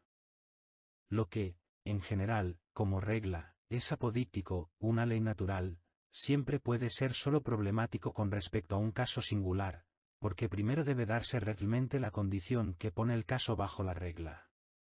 Y a la inversa, lo que es necesario, apodíctico, en particular como tal, cada cambio en particular, necesario por su causa, de hecho y expresado en general, es a su vez solo problemático, puesto que la causa que se ha producido solo afecta el caso singular, mientras que el juicio apodíctico, y siempre hipotético, solo enuncia leyes generales y nunca se refiere de inmediato a casos singulares. La razón de ello reside en el hecho de que lo posible solo existe en el campo de la reflexión y para la razón, en cambio, lo real, en el campo de la intuición y para el entendimiento, lo necesario, para ambos. De hecho, la diferencia entre necesario, real y posible solo existe en abstracto y conceptualmente, en el mundo real, en cambio, los tres coinciden en uno mismo. Porque todos los acaecimientos se producen necesariamente, ya que acontecen por causas que, a su vez, tienen causas. De modo que todos los acaecimientos del mundo, tanto grandes como pequeños, son una concatenación estricta de lo que acaece necesariamente. Conforme a ello todo lo real es al mismo tiempo necesario, y no hay diferencia entre realidad y necesidad en el mundo fáctico, ni tampoco entre realidad y posibilidad, porque lo no acaecido, es decir, lo no realmente devenido no era posible, puesto que las causas, sin las cuales no pudo acaecer en absoluto, tampoco acaecieron ellas mismas ni pudieron acaecer en la gran concatenación de las causas, de modo que era algo imposible. En consecuencia, todo proceso es o necesario o bien imposible. Sin embargo, Todo esto solo vale para el mundo real empírico, o sea, para el conjunto de las cosas singulares, de lo totalmente singular como tal. Si, en cambio, miramos desde la razón las cosas en general, concibiéndolas in abstracto, entonces la necesidad, la realidad y la posibilidad vuelven a separarse. Reconocemos como posible en general todo lo que corresponde a las leyes a priori que pertenecen a nuestro intelecto, o sea, lo que conforme a las leyes empíricas de la naturaleza es posible en este mundo, aunque nunca ha llegado a ser real, de modo que distinguimos claramente lo posible de lo real. Aunque lo real, en sí mismo, también es siempre necesario, solo lo concibe como tal quien conoce su causa, aparte de esta, es y se llama lo contingente. Esta observación también nos brinda la llave para aquella disputa sobre la posibilidad, entre el megárico Diodoro y el estoico Crisipo, a la que Cicerón expone en el libro de Fato. Diodoro dice, solo lo que llega a ser real ha sido posible, y todo lo real también es necesario. En cambio, Crisipo dice, mucho es posible que nunca llegue a ser real, porque solo lo necesario llega a ser real. Podemos aclararnos esto de la siguiente manera. La realidad es la conclusión de una deducción, para la cual la posibilidad es la premisa. Pero para ello se requiere no solo la mayor, sino también la menor, solo las dos juntas dan la posibilidad completa. Porque la mayor solo da una posibilidad teórica y general in abstracto, que por sí misma aún no hace posible nada en absoluto, es decir, capaz de llegar a ser real. Para esto hace falta la menor, que proporciona la posibilidad para el caso singular subsumiéndolo a la regla. De esta manera, se convierte de inmediato en realidad. Por ejemplo, mayor, todas las casas, por tanto también mi casa, pueden quemarse. Menor, mi casa se incendia. Conclusión, mi casa se quema. Toda proposición general, o sea, toda mayor, determina con respecto a la realidad las cosas solo bajo una premisa, por tanto, hipotéticamente, por ejemplo el poder quemarse tiene como premisa el incendiarse. Esta premisa se introduce en la menor. La mayor, por así decirlo, carga el cañón, pero solo cuando la menor acerca la mecha se produce el disparo de la conclusión. Esto vale siempre para la relación entre posibilidad y realidad. Puesto que la conclusión, que es el enunciado de la realidad, siempre sigue necesariamente, resulta que todo lo que es real también es necesario. Esto también se entiende por el hecho de que ser necesario solo quiere decir ser consecuencia de una razón dada, esta es una causa cuando se trata de lo real, por lo que todo lo real es necesario. Por consiguiente vemos que aquí coinciden en uno solo los conceptos de lo posible, lo real y lo necesario y no solo el último presupone el primero, sino también a la inversa. Lo que los separa es la limitación de nuestro intelecto por la forma del tiempo, porque el tiempo es lo que media entre posibilidad y realidad. La necesidad de los acaecimientos particulares se puede comprender al conocer completamente todas sus causas, pero la coincidencia de todas estas causas diversas e independientes entre ellas nos parece contingente, siendo la independencia entre ellas precisamente el concepto de contingencia. Pero, dado que cada una de ellas era la consecuencia necesaria de su causa, cuya cadena no tiene comienzo, se muestra que la contingencia es un fenómeno puramente subjetivo, que resulta de la limitación del horizonte de nuestro entendimiento y es tan subjetivo como el horizonte óptico dentro del cual el cielo toca la tierra. Regla número 40. Habitualmente tratamos de serenar el gris del presente especulando sobre posibilidades favorables y nos inventamos 100 esperanzas ilusas que todas ellas están preñadas de una decepción si permanecen incumplidas. En lugar de ello haríamos mejor en tomar todas las posibilidades malas como objeto de nuestra especulación, lo cual nos motivaría en parte a tomar precauciones para prevenirlas, en parte daría lugar a sorpresas agradables si no se cumplen. Los caracteres sombríos y miedosos encontrarán más sufrimientos imaginarios pero menos reales que los alegres y despreocupados, porque quien lo ve todo negro y siempre teme lo peor, no se habrá equivocado tantas veces en el cálculo como aquel que siempre atribuye a las cosas bellos colores y perspectivas alegres.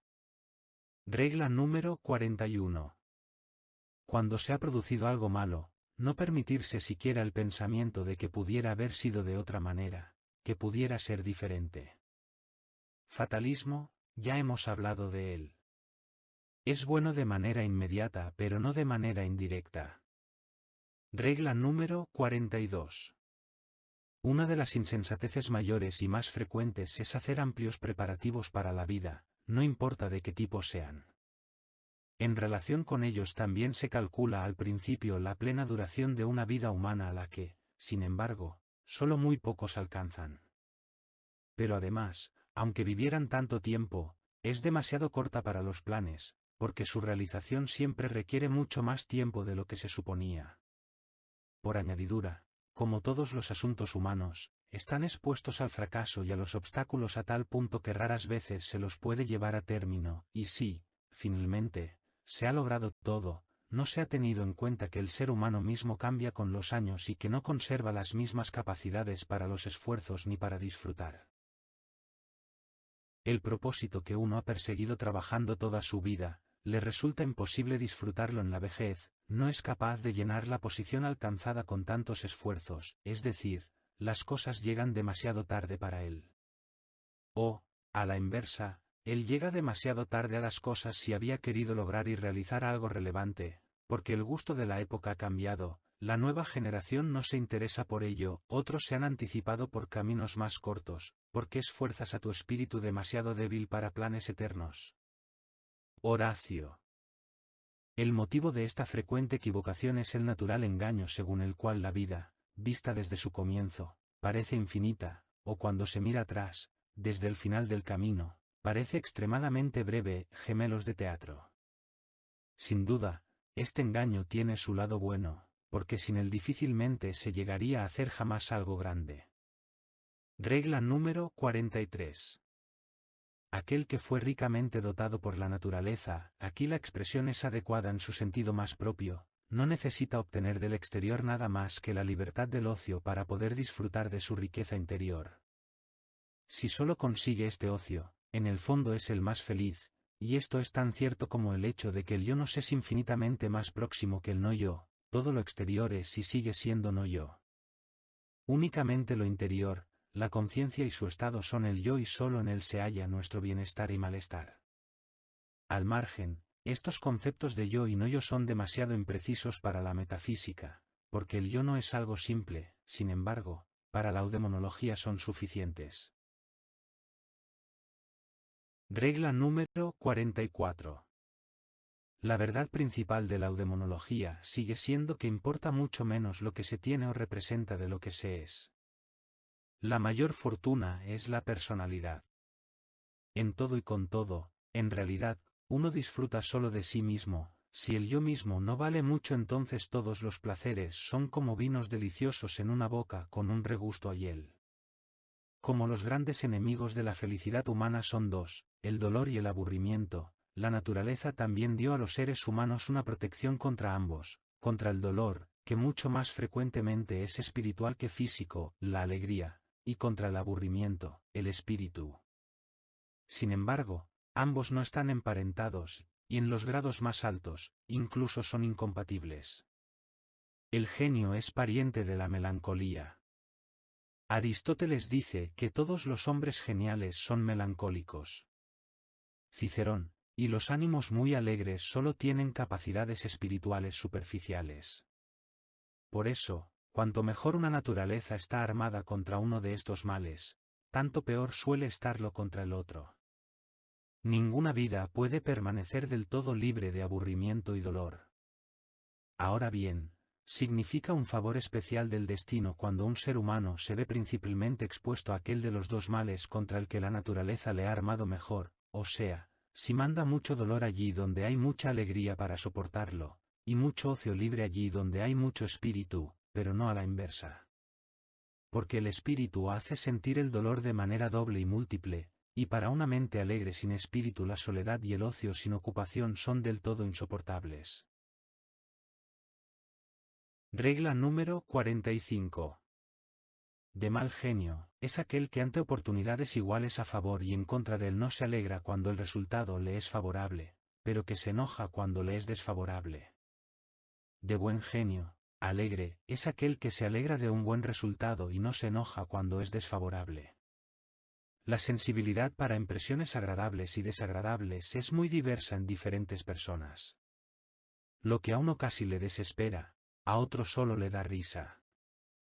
La naturaleza produjo gente rara en su tiempo, algunos que siempre miran con ojos contentos, y se ríen, como los loros, de un gaitero, y otros tienen un aire tan agrio que no muestran los dientes en una sonrisa, aunque Néstor mismo jurase que la broma es para reírse. Shakespeare. Platón designa esta diferencia con las palabras, difícil y fácil. Cuanto mayor es la sensibilidad para impresiones desagradables, tanto menor suele ser la que responde a las agradables y viceversa. La razón de esta diferencia parece ser la mayor o menor tensión de los nervios y el estado del aparato digestivo.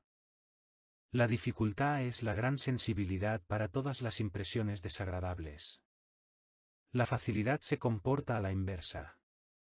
Cuando los desarreglos corporales, la mayoría de las veces radicados en el sistema nervioso digestivo, dan lugar a un grado muy alto de dificultad, entonces el menor disgusto puede ser motivo para el suicidio. En el grado más alto de dificultad incluso ni siquiera ha de producirse un accidente especial, sino que por el mero desagrado constante, cansancio de la vida, se realiza el suicidio con una premeditación tan fría y una determinación tan firme que el enfermo, al que generalmente ya se vigila, está siempre a punto y aprovecha el primer momento sin vigilancia para precipitarse sin vacilar o luchar hacia el único alivio natural. Este suicidio, que resulta de una dificultad manifiesta, es patológico y como tal, perturbación del alma, lo describe Esquirol detalladamente. Pero la magnitud de una desgracia puede llevar incluso a la persona más sana al suicidio. La diferencia solo consiste en la diferente magnitud del motivo, y es relativa porque la dificultad y la facilidad tienen infinitas graduaciones diversas. Cuanto menor es el infortunio que se convierte en motivo, mayor tiene que ser la dificultad y tanto más patológico es el caso. Y cuanto mayor es el infortunio tanto más sano y fácil es la persona. Dejando de lado los estados transitorios y medios, hay, por tanto, dos tipos de suicidio, el del enfermo por dificultad y el del sano por desgracia. Debido a la gran diferencia entre la dificultad y la facilidad no hay ningún accidente lo bastante pequeño para no convertirse en motivo de suicidio si la dificultad es lo bastante grande, y ninguno tan grande que tenga que ser un tal motivo para cualquier persona. A partir de la gravedad y la realidad de la desgracia, hay que juzgar el grado de salud del suicida. Si se quiere suponer que una persona perfectamente sana debería ser tan fácil que ninguna desgracia pueda anular sus ganas de vivir, entonces es correcto decir que todos los suicidas son enfermos mentales, pero, en realidad, físicamente enfermos. Pero, ¿quién es totalmente sano? En ambas formas de suicidio el asunto es, finalmente, el mismo. El sufrimiento insoportable supera las naturales ganas de vivir, pero así como hacen falta 1000 onzas para quebrar una tabla gruesa, mientras que una delgada quiebra con una onza, la misma relación hay entre el motivo y la susceptibilidad. Y, a fin de cuentas, es como los accidentes puramente físicos, un leve resfriado mata a un enfermo, pero hay resfriados de los que muere incluso el más sano. No cabe duda de que el sano, cuando toma esta decisión, ha de luchar mucho más duramente que el enfermo mental, a quien, en el grado más extremo, la decisión no le cuesta casi nada. En cambio, este ha pasado ya anteriormente un largo periodo de sufrimiento hasta llegar a un ánimo tan bajo.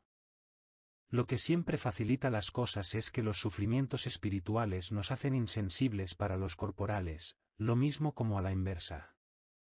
La transmisión hereditaria de la disposición al suicidio demuestra que la parte subjetiva de la determinación parece ser la más fuerte. Regla número 46. Aristóteles define la vida filosófica como la más feliz, Ética Nicómaco. Regla número 47. Entre lo que uno tiene están en principio los amigos. Mas esta posesión tiene la particularidad de que el poseedor tiene que ser en la misma medida propiedad del otro. En un libro de huéspedes del siglo XVII, que pertenecía a los reyes de Sajonia y se encuentra en el castillo de Caza Moritzburg, apuntado por algún noble de entonces, amor verdadero, amistad duradera y todo lo demás al diablo. Sobre la amistad, Aristóteles, Ética a Nicómaco. Regla número 48. Sobre la felicidad en general vale la pena leer y es bonito Aristóteles, Ética a Nicómaco y Ética Eudémica, dice: la felicidad pertenece a los que se bastan a sí mismos. La felicidad no es cosa fácil. Es muy difícil encontrarla dentro de nosotros mismos, imposible encontrarla en otra parte. Chamfort. Regla número 49. La definición de una existencia feliz sería, una existencia tal que, vista objetivamente, o, porque aquí importa un juicio subjetivo, según una reflexión fría y madura, sería decididamente preferible al no ser. Del concepto de una tal existencia se sigue que la queremos por ella misma, pero no solamente por el miedo a la muerte, y de ello se sigue, a su vez, que quisiéramos que fuera de duración infinita. Si la vida humana se adecua o puede adecuarse al concepto de una tal existencia es una pregunta que, como se sabe, mi filosofía niega. La eudemonología, en cambio, presupone sin más su afirmación. Regla número 50. Toda realidad, es decir, todo presente colmado, consiste en dos mitades, el objeto y el sujeto, en una combinación tan necesaria y esencial como la del oxígeno y del hidrógeno en el agua. Si la mitad objetiva es absolutamente igual pero la subjetiva diferente, o a la inversa, la realidad o el presente ya no es el mismo. La mitad objetiva, por muy buena que sea, solo da una realidad y un presente malo si la mitad subjetiva es tosca y mala, como un hermoso paisaje cuando hace mal tiempo, o cuando se capta en una cámara oscura mala sobre una placa mal alisada. La mitad objetiva se encuentra en manos del destino y es variable, la mitad subjetiva somos nosotros mismos, y esta es esencialmente invariable. De ello se desprende claramente hasta qué punto nuestra felicidad depende de lo que somos, de nuestra individualidad, mientras que la mayoría de las veces solo se tiene en cuenta nuestro destino y aquello que tenemos. El destino puede mejorar, y la persona moderada no le pide mucho, pero un necio no deja de ser un necio y un zoquete grosero será eternamente un zoquete grosero, aunque en el paraíso estuviera rodeado de huríes. La mayor suerte es la personalidad. Eudemonología. Lo que funda la diferencia en la suerte de los mortales se puede reducir a 3 puntos. 1. Lo que uno es decir, la personalidad en el sentido más alto, donde se incluyen salud, vigor, belleza, carácter moral, espíritu y formación del espíritu. 2. Lo que uno tiene, es decir, sus bienes materiales y posesiones. 3. Lo que uno representa, esto se constituye de la opinión que otros tienen de uno, del rango y de la reputación. En el número 1 se basa la diferencia entre los seres humanos que dispone la naturaleza, y de ello se desprende ya que será mucho más esencial y radical que las diferencias producidas por las instituciones humanas mencionadas en los números 2 y 3. Sin duda alguna, el primer punto es, con mucho, el más esencial para su felicidad o desgracia. Porque lo verdaderamente principal, la auténtica existencia del ser humano es a todas luces lo que propiamente sucede en su interior, su bienestar interior, que es el resultado de su sentir, querer y pensar.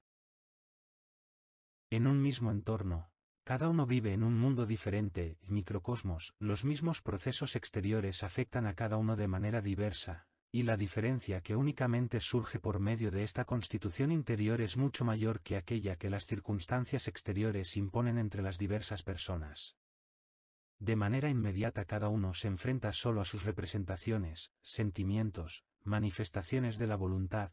Las cosas externas solo tienen una influencia en la medida en que son originadas por aquellas, pero solo en aquellas vive realmente, son las que hacen su vida feliz o infeliz. Un temperamento alegre que resulta de una salud perfecta y de una feliz organización, un espíritu claro, vivo, penetrante y de comprensión vigorosa, una voluntad moderada y suave son ventajas que ni rango ni riqueza pueden sustituir. Lo subjetivo es mucho más esencial que lo objetivo, constituye 9/10 con respecto al placer. Esto es válido desde el proverbio, el hambre es el mejor cocinero, hasta el nivel del genio del santo, al anciano le deja indiferente la muchacha que para el joven es el summum bonum. puesto que todo lo que existe y sucede para el ser humano solo existe de inmediato en su conciencia y sucede en esta. Al parecer lo más esencial es la consistencia de la conciencia misma y esta misma importa mucho más que las configuraciones que se producen en ella. Todos los lujos y placeres representados en la conciencia apagada de un necio son pobres frente a la conciencia de Cervantes cuando escribió el Don Quijote en una cárcel incómoda. Lo que uno tiene por sí mismo, lo que le acompaña en la soledad sin que nadie se lo pueda dar o quitar, esto es mucho más importante que todo lo que posee o lo que es a los ojos de otros.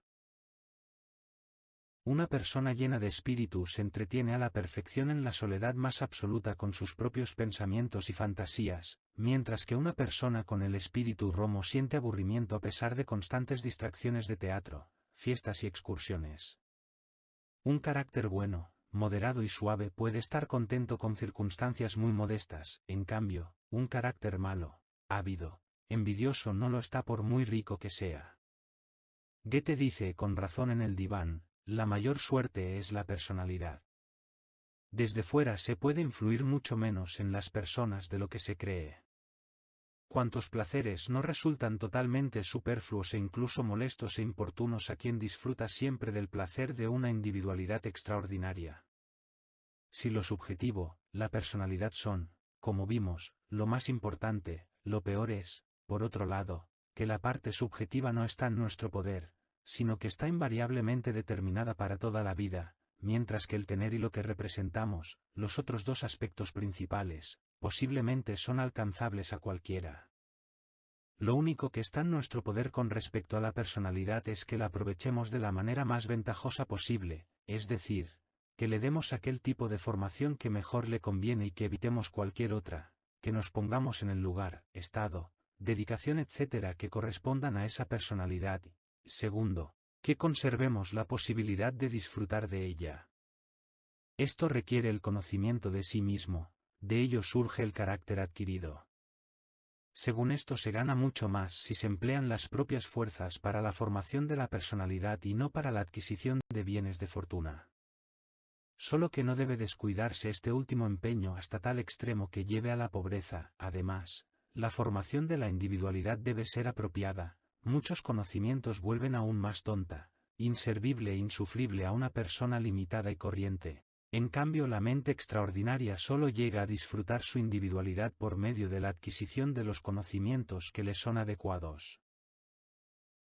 Muchos ricos son infelices porque carecen de conocimientos, y sin embargo, por regla general, todos están más empeñados en adquirir bienes que en formarse, cuando resulta que lo que uno es, de hecho, contribuye mucho más a la felicidad que lo que uno tiene. La personalidad acompaña a uno a doquier y en cualquier momento, su valor es absoluto y no relativo como los otros dos componentes. Incluso ofrece al aprecio del propio valor, tan esencial para nuestra felicidad, un alimento mucho más sólido que el tercer componente. A diferencia del segundo y del tercer componente, no está sometida a la suerte, es decir, al azar, de modo que no se le puede quitar a nadie como, a la inversa, tampoco se puede adquirir. Solo el tiempo, la edad, la disminuyen, aunque con excepción del carácter moral, todo lo demás está sometido a ellos. Este es el único punto en que los componentes 2 y 3 tienen una ventaja. Pero en la medida en que la vejez disminuye las capacidades mentales, también disminuyen las pasiones que causan tormentos. Solo los necios preferirán tener un rango en lugar de posesiones. El valor de las posesiones está tan generalmente reconocido en nuestros días que no necesitan recomendaciones. En comparación con ellas, el número 3 es de índole muy etérea. En el fondo es la opinión de otros, su valor inmediato es problemático, pues se basa en nuestra vanidad. Hay casos en que resulta despreciable. Mas su valor indirecto puede llegar a ser muy grande, ya que a menudo nuestras posesiones y nuestra seguridad personal dependen de ella. Hay que distinguir ambas cosas. Lo que uno representa, es decir, la opinión de los demás sobre nosotros no parece, ya a primera vista, algo esencial para nuestra felicidad, por eso se llama vanidad, vanitas. No obstante, es propio a la naturaleza humana otorgarle un gran valor. resulta casi inexplicable cuánta alegría sienten todas las personas siempre que perciben señales de la opinión favorable de otros que halaga de alguna manera su vanidad. A menudo las señales de aplauso de los demás pueden consolar a alguien de una desgracia real o de la falta de los bienes del primer y segundo tipo, y, a la inversa, es sorprendente hasta qué extremo las personas se sienten ofendidas por cualquier herida de su vanidad, cualquier degradación o menosprecio. Esta es la base del sentimiento de honor. Y esta propiedad puede ser muy útil para la buena conducta, como sucedáneo de la moral. Sin embargo, una persona inteligente debe moderar en lo posible este sentimiento, lo mismo cuando se siente halagada como cuando se siente herida, pues hay una relación entre ambos sentimientos. De otro modo, sigue sometida a la triste esclavitud de la opinión ajena. Tan insignificante, tan pequeño es lo que oprime o eleva a un ánimo ambicioso, Horacio. Cualquiera debe aspirar a una buena reputación, es decir, a tener un buen nombre, a un rango alto solo aquellos que sirven al Estado, a la fama en un sentido más elevado solo pueden aspirar muy pocos.